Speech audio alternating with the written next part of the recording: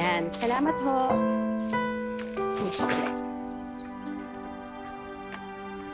Nay, kahit naman anong benta natin, parang wala naman tayong kinikita. Ang taas-taas yung binabayaran nating interes sa utang natin kay Aling Roxanne. Naku anak, sana maghimala.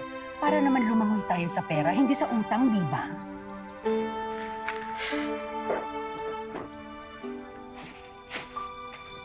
Oh, ano na? Aling Roxanne, Ano nga? Ano nga eh? Ha? Ano? Huling palugit yun na ngayon. Ano, wala pa rin kayo pambayad? Ha? Aling Roxanne, pasensya ka na. Alam mo naman, wala pa kami talagang benta. Pero kapag meron naman, di ba binibigay namin sa'yo agad? Alam nyo, ha? Ang kakapal na pagbumukha nyo! Ha? Ano? Mga ngatwilang ka ba? Halika! Huwag naman pong ganyan. Huwag niyo po sinasaktan si nanay. Po. Anong wag? Pati magsama kayong dalawa! Diyan ka na!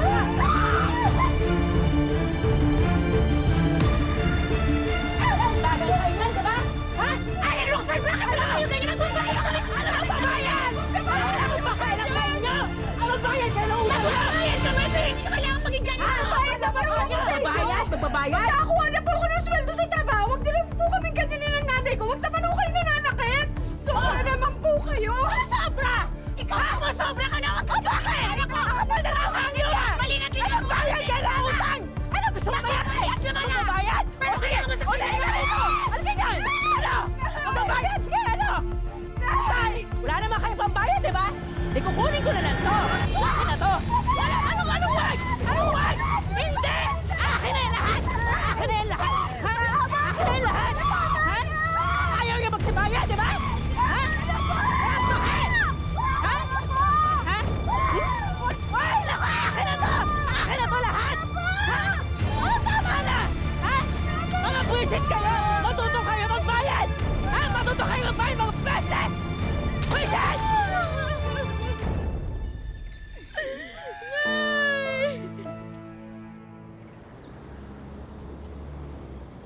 Ma'am, baka pwede po akong bumali ulit kasi may babayaran lang po kami ng nanay ko. Leah naman, babali ka na naman. Hindi na pumayag si boss na pabalihin ka ulit. Halos pang 1 taon na yung bali mo eh. Sige, sa susunod na lang, Leah, ha?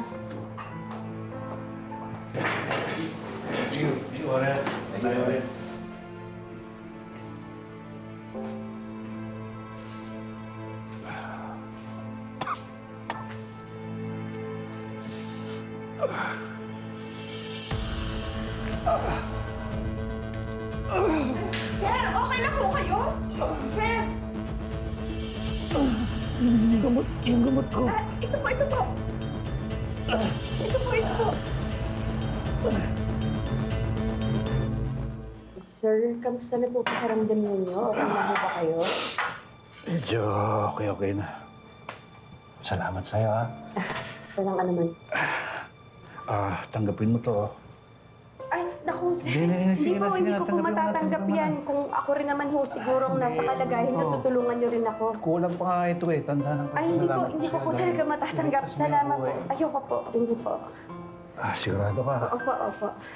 Sige, kung ayaw mo, di... Pwede ka bang may invite mag-dinner? Po? Dinner? Tandaan mo, pasasalamat ko sa'yo. Pwede naman ho. Gutom na rin po ako eh. Sige. Sige, hintayin kita.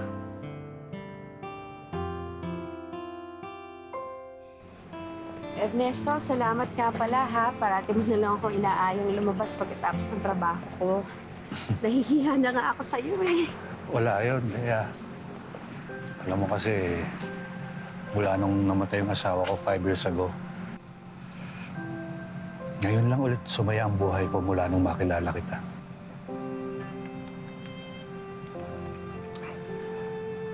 Total naman, matagal na tayong magkakilala. Gusto kong sabihin sa'yo na mahal kita.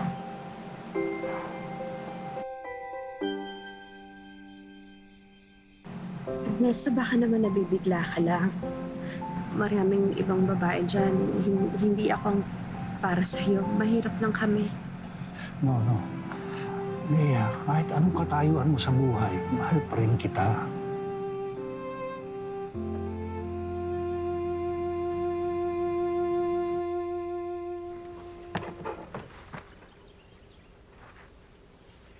Nak, okay ka lang ba? Okay lang ho. Mukha ba bang hindi okay? Nak naman. Siyempre, alam ko kung meron kang iniisip, anak kita eh. Paano mo kasi, Nay? Nagtapat sa akin si Ernesto. Mahal na daw niya ako. Anak, umamin ka nga sa akin. Mahal mo na ba siya? Mahal. O yun naman pala eh. Bakit ka nalulungkot? Hindi ba dapat masaya ka? Hindi naman ho kami para sa isa't isa. Payaman siya, mahirap lang tayo. Anak, walang pinipiling estado ang pag-ibig. Iniisip ko ho kasing sasabihin ng iba. Pag naging kami, baka sabihin nila, kaya ko siya ginusto dahil may pera o kaya naman ginagamit ko lang siya. Anak, ang importante, totoo ka sa nararamdaman mo. Huwag mong iniintindi ang sasabihin ng mga ibang tao.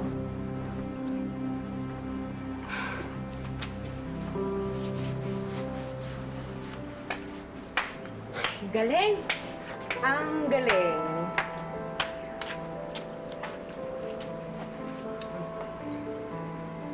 Ano?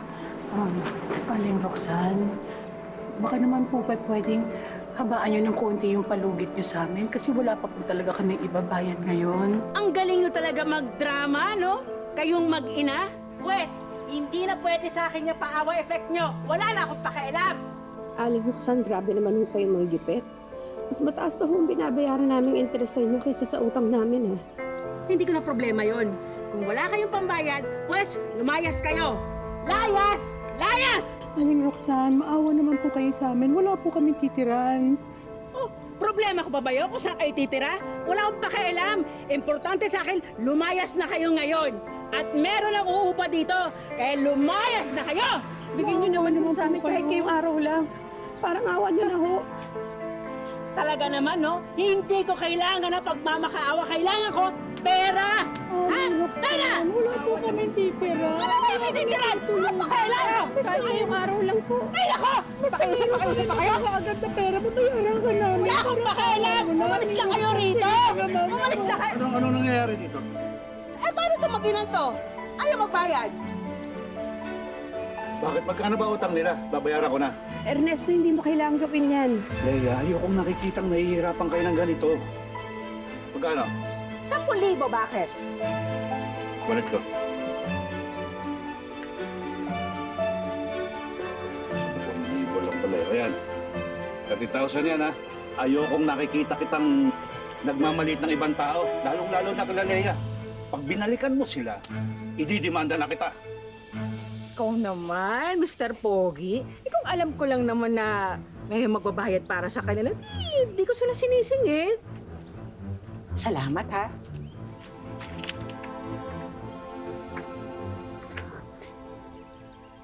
Hindi na kayo gagambalahin ng babaeng yun. Ernesto, salamat. Lea, alam mo namang ayokong nakikitang nahihirapan kayong mag-ina. Maraming salamat. Lea, alam mo namang mahal na mahal kita.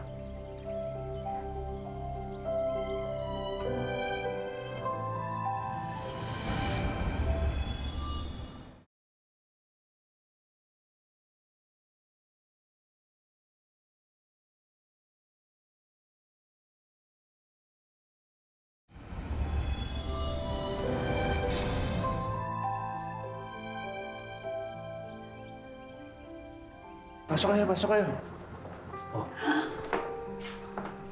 Ang laki. Hindi naman ako. Ganda-ganda ng bahay. Salamat. Simula sa araw na to, dito na kayo titira. Ha?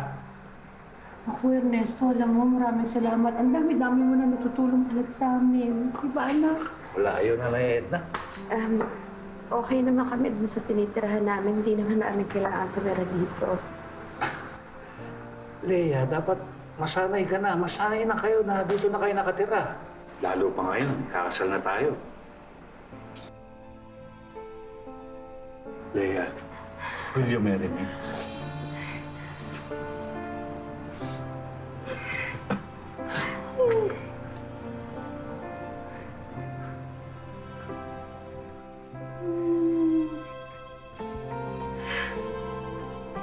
Congratulations!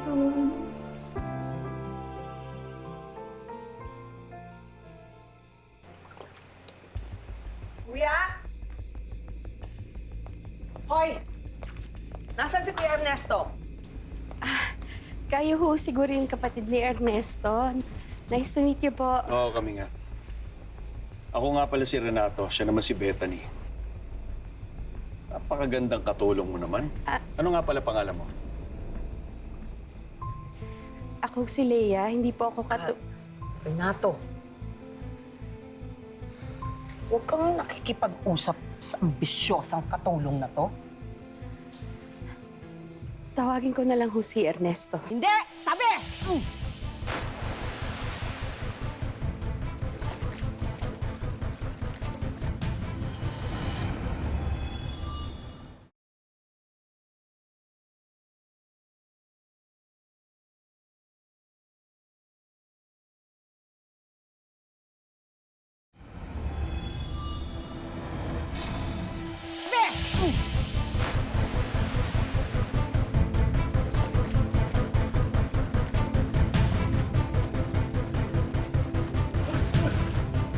Ano nangyari dito?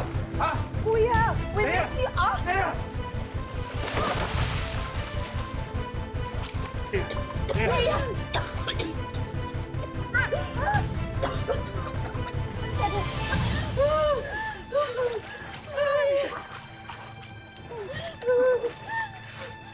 Bethany! Ano nangyari dito? Anong ginawa niyo kay Leia? Anong ginawa? Kuya, umaarte lang yan. Pinatabi ko lang naman siya. Kasi dadaan ako at nakaharang siya. Ewan ko bakit nagpakahulog siya sa pool. Hindi naman pala siya marunong lumangoy. Di ba, Renato? Hindi ganyan ang anak ko. Ano ibig mong sabihin? Sinungaling ako? At hindi sinungaling ang anak ko naman. Tama na yan. Tira.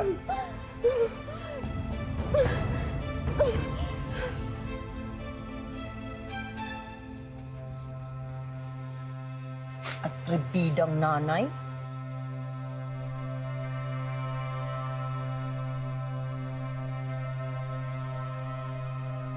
Alam mo, kuya, ang plastic talaga nung Leia na yun. Kunwari lang, mahal ka niya, pero halata namang pera lang ang gusto nun sa'yo. Dumagdag pa yung nanay ng Leia na yan. Malamang sinulsulan niya yung anak niya para makautot ng pera sa'yo, kuya. Hoy, kayong dalawa ha. Wala akong pakialam sa sasabihin niyo sa kanila. Kailangan tanggapin niyo sila whether you like it or not.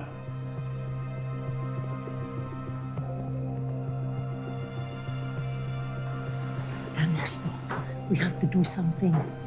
Dahil kapag nawala si kuya, mahahati yung mana natin sa Leia na yan. Huwag kang mag-alala, ate. Gagawa tayo ng paraan para mapalayas siyang mag-inang yan sa bahay na to. Hindi lang sa bahay na to, pati sa buhay ni kuya sa lalong madaling panahon.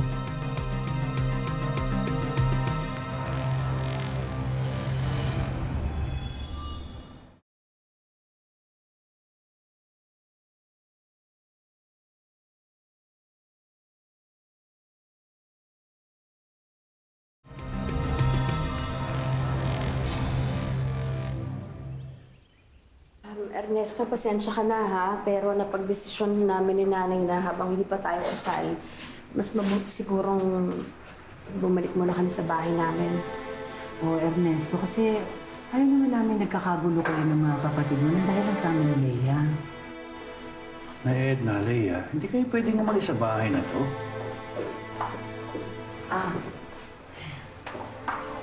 Tama si kuya. Huwag na kayong umalis. Pasensyahan niyo na kami, ha? Na-realize kasi namin na mahalan talaga kayo ni Kuya. At eventually, magiging isang pamilya na rin tayo kapag kasal na kayo. Kuya, pigilan mo sila. Huwag kang silang paalisin. Dahil sa ayos na kayo, sige. Pero gusto kong sabihin sa inyo, ha? Simula bukas, si Lea magtatrabaho na sa restaurante ni Chavez.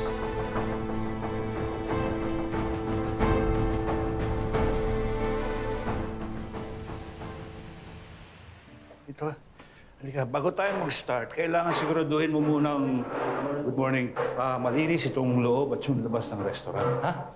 Wala namang problema pagdating sa linis. Dati naman akong janitress. Ganun ba? At saka isa pa, siguraduhin mo ring malinis yung kitchen dahil dito ka magluluto, dito natin ipe-prepare lahat ng pagkain na isa-serve natin. Basta pagdating sa linis, maaasahan ko. Galing mo talaga.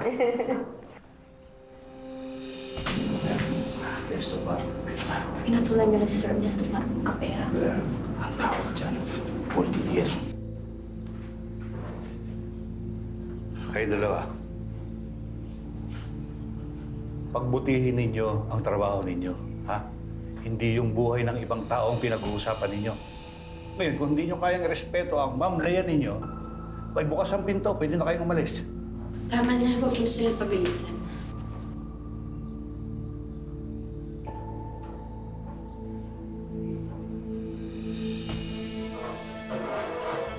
Ano nangyari sa'yo? Ayos ka lang?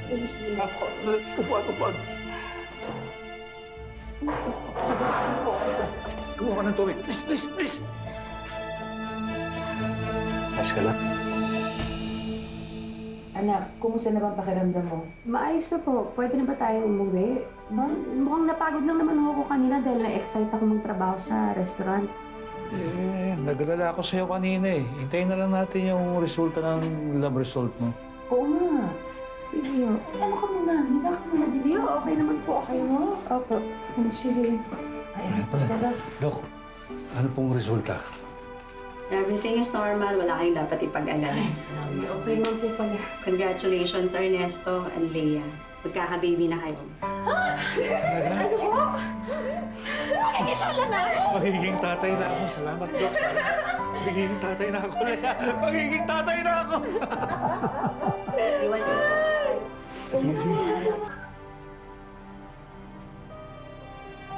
Let me guess.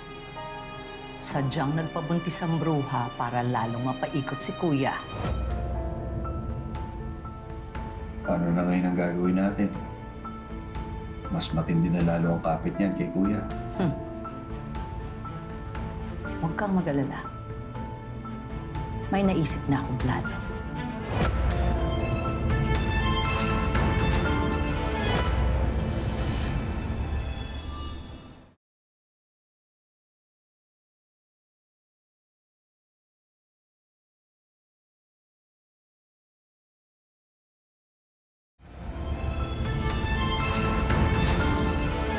Beth, Amira na. Paano nandito pala kayo? May dala akong luto ni Nanay. Tikman nyo. Masarap ito. Oh, thank you.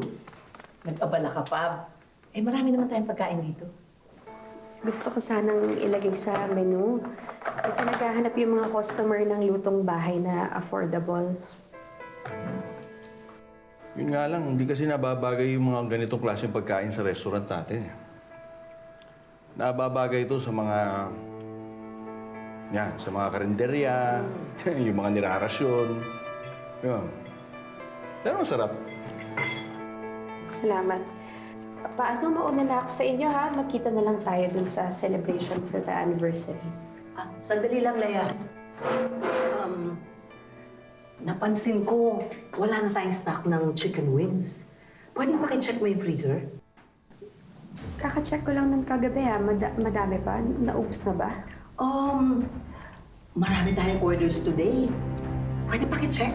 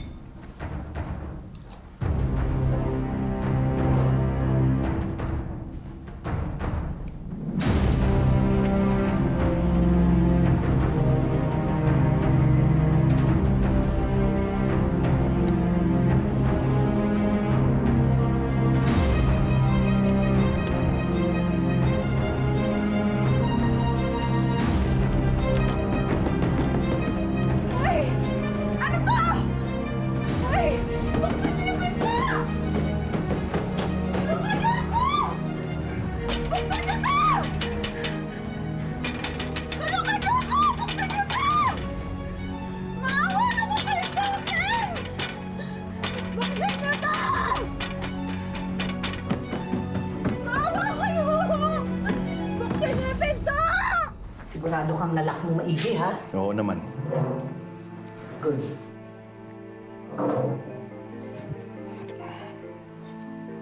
Si Kuya. Hello, Kuya. Grabe, Dani. Nandiyan ba si Leia? Kanina daw umalis eh. Hindi pa nakakabalik ng bahay hanggang ngayon. Naku, Kuya. Pauwi na rin kami ng mansion. Hindi naman siya nagpunta dito. Baka may ibang pinuntahan? Okay. Sige. Okay, Kuya. Nakahanap si Leia. Hindi na mahanap ko. Leia! Ernesto! Sandali.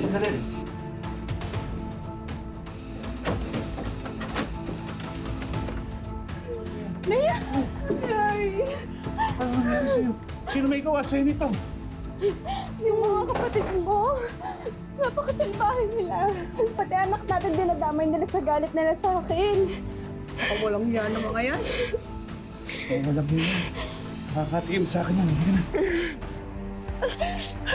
Hindi ko sila mapapatawad. In behalf of Ernesto, we would like to say happy 25th anniversary sa Restaurante de Chavez at sa ating lahat. Hindi ito tatagal ng ganito kung hindi naging maganda ang pamamalakad namin magkakapatid. Restaurante de Chavez is in good hands.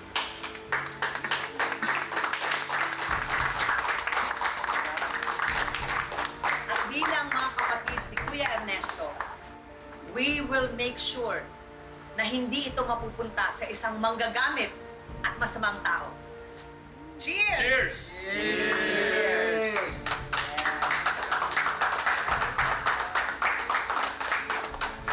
Tigilan niya yan!